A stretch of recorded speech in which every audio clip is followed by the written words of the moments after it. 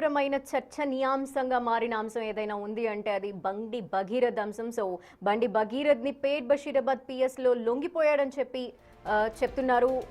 మరోపక్క బండి భగీరథ్ని అరెస్ట్ చేశామని పోలీసులు చెప్తున్న నేపథ్యంలో ఏది కరెక్ట్ అనే విషయానికి సంబంధించి కూడా స్టేట్మెంట్స్ కాంట్రడిక్ట్ అవుతున్నాయి. ఇంకో పక్క తన కుమారుడు బండి భగీరథ్ సైబరాబాద్ పోలీసులు ఎదుట లొంగిపోయాడు అంటూ కూడా ఒక ట్వీట్ని చేశారు బండి భగీరథ్ తండ్రి బండి సంజయ్. సో చట్టంపై ఉన్న గౌరవంతోనే తన కొడుకు లొంగిపోయాడు అని చెప్తున్నారు. అయితే తన కొడుకు అసలు ఏ తప్పు చేయలేదని చెప్తూ ఉన్నారు. ఈ నేపథ్యంలోనే తన కొడుకుపై ఉన్న నమ్మకంతో లీగల్ సపోర్ట్ తీసుకుంటున్నాను, అందుకే ఇంత టైం పట్టింది, చట్టం పైన నమ్మకం ఉంది ఇప్పటికీ కూడా అని చెప్తున్నారు బండి సంజయ్. ఆ ట్వీట్ని కూడా కొద్దిసేపటి క్రితమే మనం చూసాం. ఇక చట్టం ముందు తన బిడ్డైనా లేదా సామాన్యుడైనా ఎవరైనా ఒకటే అంటున్నారు, అందరం చట్టానికి లోబడే ఉండాల్సిందేనని తాను కూడా స్వయంగా గతంలో కూడా అనేక మార్లు చెప్పిన విషయాన్ని గుర్తు చేస్తూ ఉన్నారు. సో ఓవరాల్గా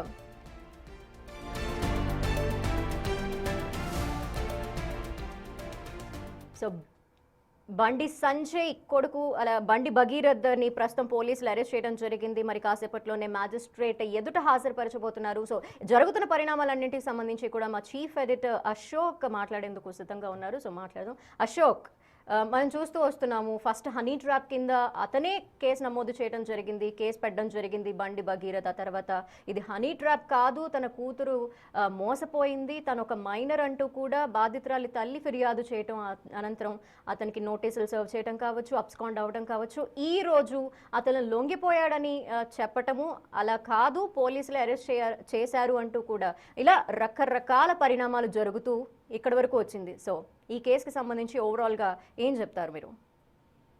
సో ఈ మొదటి నుంచి కూడా ట్విస్ట్లే ఉన్నాయి, రకరకాల అలిగేషన్స్ ఉన్నాయి. సరే ఇవన్నీ పక్కన పెడితే ఇప్పుడు పోలీసుల ముందు అతను దొరికిపోయాడా లేకపోతే పోలీసులు అతన్ని అరెస్ట్ చేశారు, ఈ రెండు విషయంలో చాలా పెద్ద కాంట్రవర్సీ నడుస్తుంది. ఎందుకంటే సైబరాబాద్కి రమేష్ రెడ్డి కొద్దిసేపటి క్రితం రిలీజ్ చేసిన ప్రకటనలో చాలా స్పష్టంగా ఆయన నార్సింగిలో బండి భగీరథని అరెస్ట్లో తీసుకున్నామని, పేట్ బషీరాబాద్ స్టేషన్కి తరలిస్తున్నామని ఒక స్టేట్మెంట్ ఇచ్చింది. ఆయన స్టేట్మెంట్ కంటే ముందే కేంద్ర హోంశాఖ సహాయ మంత్రి భగీరథ తండ్రి బండి సంజయ్ కొద్దిసేపటి క్రితం ఒక స్టేట్మెంట్ ఇచ్చింది.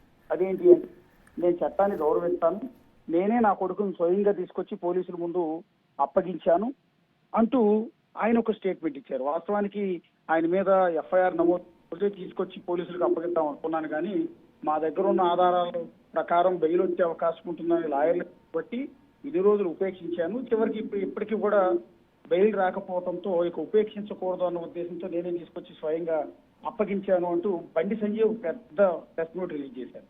ఆయన రిలీజ్ చేసిన కొద్దిసేపటికైతే మేము భగీరథని అరెస్ట్ చేశామని Cyberabad CP press note release చేశారు. ఈ రెండింటికి అస్సలు పొంతం లేదు. పోలీసులు చెప్పేది నిజమా, కేంద్ర హోంశాఖ సహాయ మంత్రి చెప్పేది నిజమా, సెంట్రల్ చెప్పింది నిజమా, స్టేట్ చెప్పింది నిజమా, ఈ రెండు విషయంలో క్లారిటీ లేదు. ఇది పొలిటికల్ వివాదం కింద రాజుకునే అవకాశం ఉంటుంది. వాస్తవానికి మధ్యాహ్నమే బండి భగీరథ లొంగిపోయాడన్న విషయం మీడియా మొత్తానికి కూడా తెలుసు. కానీ అతను లొంగిపోయిన తర్వాత కూడా కావాలని బండి సంజయ్ ఇంటి దగ్గర సోదాలు చేస్తున్నట్టుగా, లేకపోతే వేరే చోట్ల అన్ని చోట్ల కూడా కరీంనగర్లోను ఢిల్లీలోను సోదాలు చేసినట్టుగా ఒక సీన్ క్రియేట్ చేశారన్న ప్రచారం కూడా సోషల్ మీడియాలో సాగింది. నిజంగా వీళ్ళు పోలీసులు సోదాలు చేయడానికి బండి సంజయ్ ఢిల్లీలో ఉన్న కావచ్చు, హైదరాబాద్ రోడ్ నెంబర్ 3లో బజారీస్ రోడ్ నెంబర్ 3లో ఉన్న ఇంట్లో కావచ్చు, కరీంనగర్ ఇంట్లో కావచ్చు, ఆ ఇంట్లో ఎందుకుంటాడు?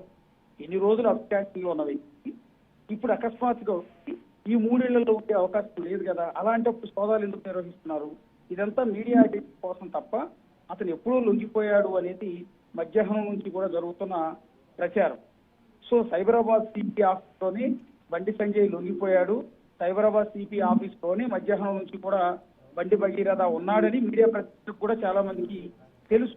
అయితే అశోక్, ఇక్కడ ఈ రోజు లొంగిపోయాడా లేదంటే అరెస్ట్ చేశారా అన్నది పక్కన పెట్టినా మనం చూస్తే ప్రధాని మోదీ ఎప్పుడు వచ్చారో అంతకు ముందు నుండి కూడా ఈ వ్యవహారం నడుస్తూనే ఉంది.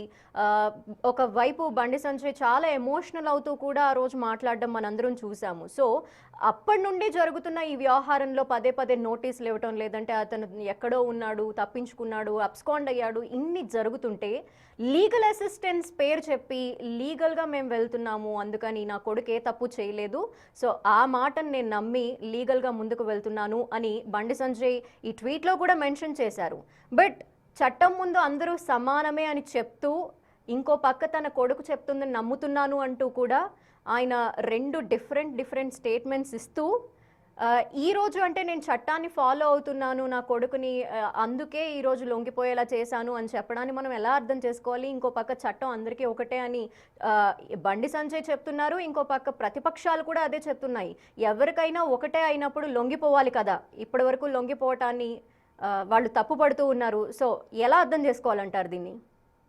ఇప్పుడు మీరన్న దాంట్లో కూడా ఇదే కాంట్రడిక్షన్ ఉంది. కేంద్ర హోంశాఖ సహాయ మంత్రిగా చాలా ఉన్నతమైన పొజిషన్ లో ఉన్న బండి సంజయ్ తన కొడుకు మీద ఈ అలిగేషన్ వచ్చినప్పటి నుంచి, తన కొడుకు మీద ఫోక్సో కేసు ఫైల్ అయినప్పటి నుంచి కూడా రోజుకో రకమైన స్టేట్మెంట్ ఇచ్చారు. ఇక్కడ మనం గమనించాల్సింది ఏంటంటే, ఇందాక మీరు చెప్పినట్టుగానే బహిరంగ సభల్లో ఆయన కన్నీరు పెట్టుకుని నేనేం తప్పు చేయలేదు, నా మీద నా కొడుకు మీద వస్తున్న తప్పుడు మాటలు, తప్పుడు ప్రచారాన్ని ఎట్టి పరిస్థితుల్లో కూడా నమ్మొద్దు, ఇదంతా కూడా అన్యాయం, అక్రమం, దుర్మార్గం అన్నట్టుగా మాట్లాడారు. ఎక్కడ తప్పులో మాట్లాడారు. అట్లాగే మరో చోట కూడా ఇదే రకమైన కామెంట్స్ చేశారు. అంటే నా కొడుకు ఎక్కడ తప్పు చేయలేదు, ఇవన్నీ కావాలని కుట్ర ప్రకారం పొలిటికల్ అలిగేషన్స్ చేస్తున్నారు, నేను బీసీ కాబట్టి ఆ బీసీ వాడిని ఒక చిన్న స్థాయి నుంచి పైకి ఎదిగాను కాబట్టి గౌరవలేని వాళ్ళే నా మీద తప్పుడు ప్రచారం చేస్తున్నారు అన్నట్టుగా అపోజిషన్ పార్టీస్ మీద, ఇతర పార్టీ మీద దాన్ని నెపానికి ప్రయత్నం చేశారు తప్ప తన కొడుకు తప్పు చేశాడన్న అంశాన్ని ఎక్కడా కూడా మాట్లాడలేదు. కాకపోతే ఈలోపు ఈ 5-6 రోజుల్లో అనేక జరగకూడనే జరిగినాయి. ఆయన తన కొడుకు మీద వస్తున్న ఈ ప్రచారాన్ని కొట్టేందుకు చేసిన ప్రతి ప్రయత్నం కూడా ఒక విధంగా వికటించి తిరిగి బండి సంజయ్కు చాలా ఎదురు దెబ్బ, పొలిటికల్ గా చాలా దారుణమైన తగిలినట్టు. బండి భగీరథకు సపోర్ట్ గా బాధితురాలైన మైనర్ బాలికకు వ్యతిరేకంగా అనేక రకాల స్టేట్మెంట్లు ఇప్పించారు.